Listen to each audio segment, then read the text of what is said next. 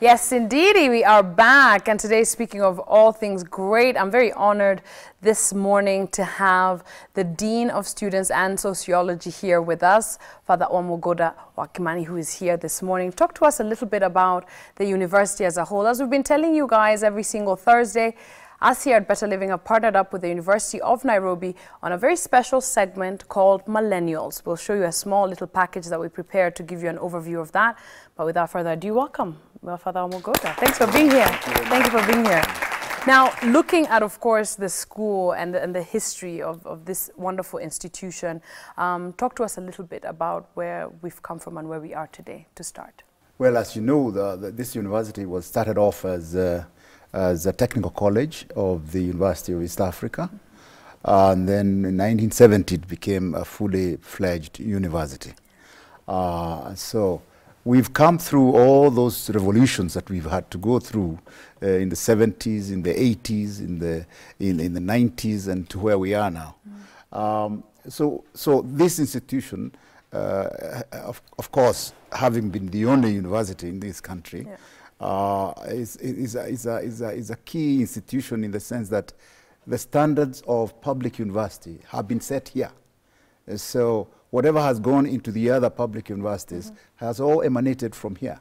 So that's a big, you might say, achievement, because it's like the grandmother of all other universities. And even the private ones have also benefited a lot from the University of Nairobi, in the sense that a lot of lecturers who teach there may have been formed here, or still continue to teach here and then do a bit of part-time work over there and so on. So it's an institution that has contributed so much in the growth of our education system, but also in the growth of the nation. A lot of workforce that you see in government, in private sector, is workforce that has been formed in this university. So absolutely. It's a great institution in that regard. And for you, sir, being the Dean of Students and also in the Sociology department, tell us a little bit about how you joined the university and became part of the faculty and your experience generally.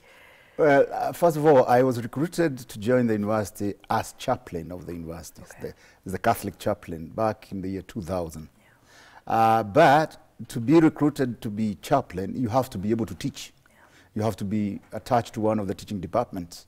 So when I was interviewed, I was fitted into the Department of Sociology, where I have taught ever since that time. I teach sociology of mass communication and human relations.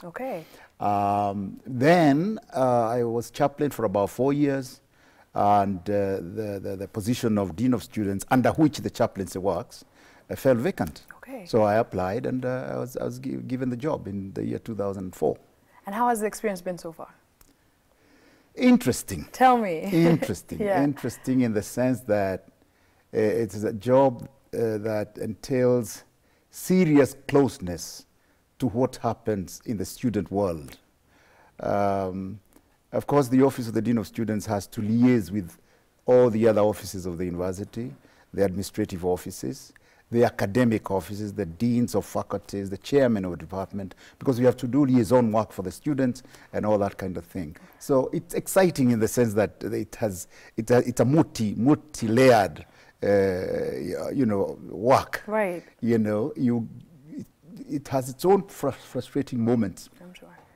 But a lot of very fulfilling moments as well. Now, one of the things that we wanted to do on this segment, dubbed Millennials, is really take a look at some of the pressures that young people go through, of course, and this entails everything. If it's peer pressure, alcohol, drugs, sex, exams, handling classes, school fees, lecturer strike. When you look at a young person who's between the ages of 18 to 23, 24, who is facing all of this, too much pressure, and how are they supposed to handle some of these things? The one thing that strikes me really is the difference there is between when we were growing up and when they are growing up themselves. Small things like this morning, I was sitting in my office and a student comes in and says, hi, right? And I will always stop them and say, hey, wait a minute, you're in an office. Is that the way you greet somebody in an office? And for them, it doesn't seem anything odd, For me, it's odd. Yes. You know? Yeah. For them, it's okay. The way to address is totally different. They will come in and they say, I want you to write a recommendation letter for me. I want you to. that I face every single day of my life. Yes. But I always stop them and say, no, you don't want. If you want, you will not get. But if you request, you just might get it. Right. And they get the point. But before you tell them, I wonder, are our institutions failing? You know, our families failing? You know, because some of these things we learn at home. Right. Some of these things we learn in school, in primary school, in fact. But you see university students who will come to you and they say, I want you to write a recommendation letter for me. Yeah. I want you to do this. I want you to sign the help form for me. I want you. Yeah. We never did any of that. Even at secondary school, you went to the teacher and requested. Yes, sometimes even in formal writing. Absolutely, yes, you know. Yeah. But today, everything Easy passes. peasy. Do you feel that millennials have had, this particular generation, have it a little bit too easy? They haven't had to work extra hard. They don't know about the blood, sweat and tears perhaps the previous generation had to go through, and maybe perhaps they take things a little for granted, because research has shown that millennials are very independent thinkers and they do what they want, when they want, how they want it. How they want it. Yeah. And the other thing is that they know what they want. Yeah. And they want it now. Yeah. They have no patience. They don't want to wait. They don't want to work to do what it takes to achieve it. Yeah. They want it, and they want it to happen. And if you can be part of that process, they'll use you. Yeah. To make it part of the process of getting what they want. And once they are done with it, forget it. They move on to something else. Is it wrong, Father Wamugunda? There is something odd about it. Okay. Because I think human beings are created to work for what they get, and to be persistent and to be consistent. That's the normal human being. Right. This other one who, like I met a little fellow who graduated from our university last year. After graduation, he got a job with an insurance firm, and he told me he had gotten a job. 6 months later, I asked, how is work? Oh, I quit. Oh. I said, why? There is no growth. There is no, you know, kind of thing. I said, how would you know there is no growth? Right. Oh, yeah, but, you know, I want something more exciting. I want something, you know, it's just sitting there and doing normal things and so on. I want something more exciting. You see, that's the kind of generation we are dealing with. Yeah. I keep telling them every day, the trouble with you guys is that you don't want to work hard. You want to work smart. And that's where the problem is. But when you look, Father Wamugunda, at, I guess, the global scale of how and, you know, at what scale they are competing. You know, they're competing with the greats and the greats from Harvard. They're all competing for one thing, it seems. Do you feel that this pressure is undue, that this self-inflicted pressure is undue? Do you feel that there's something that we as Kenyans, University of Nairobi specifically, can do about that to relieve a little bit of this pressure? But I think other than competing with fellows from Harvard and Yale and everywhere, there is also the challenge of the amount of information available to them. Okay. There's, because of the nature of technology and the amount of information that is on offer, and the channels there are through which you can access that information, pressure builds up, because they know about what happened to who in America, what happened to who in China, what happened to what situation, and so on and so forth. Things that we never got to know ourselves. Right. Because all there was at home was a transistor radio, and more often than not it was dominated by the old man, and nothing else. You know, we didn't have television, we didn't have this. And I'm not comparing, because we're different. But that in itself creates major pressure upon these kids, because they want to grab so much, you know, hang on to so much, and be like so-and-so, be like Bill Gates, be like somebody else, and so on, be like Belinda Gates, and you know, that sort of thing. And you know, but what has it taken Bill Gates and Belinda to get to where they are?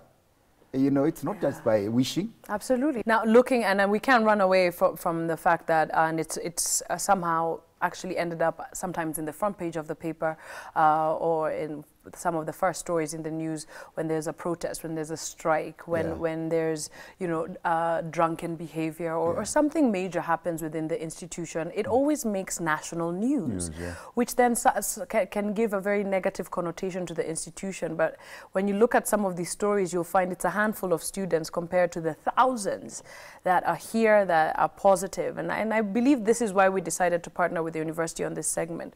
What can you say sort of about, I guess, that negative stereotype that's come out and in the recent like 3-5 years about students in Kenya and how rowdy and crazy they are?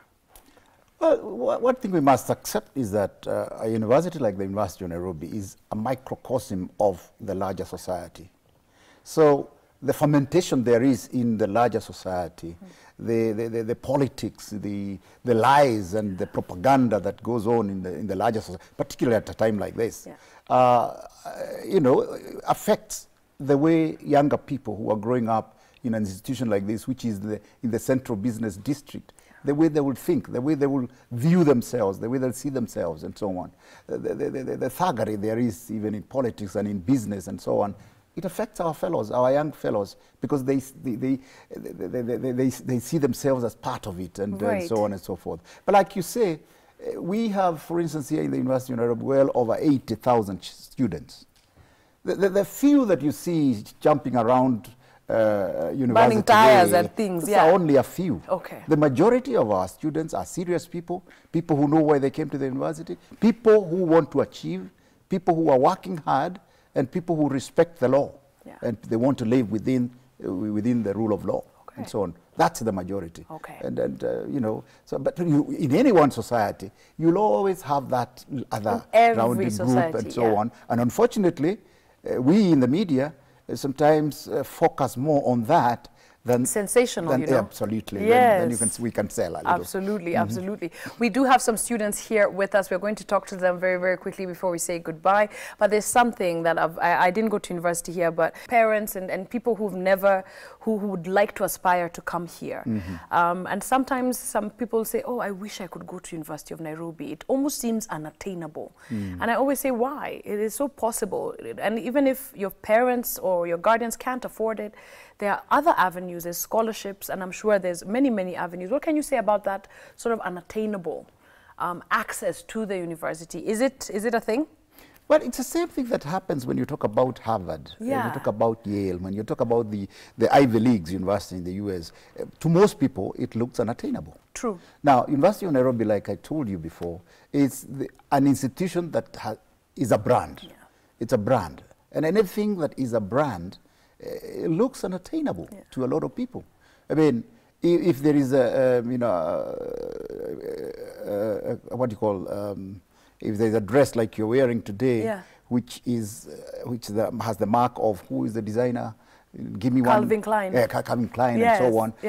To a lot of younger people and many people, it would look like it's unachievable. True. So whatever has a brand and a good brand, then it will look unachievable. But that's not the position.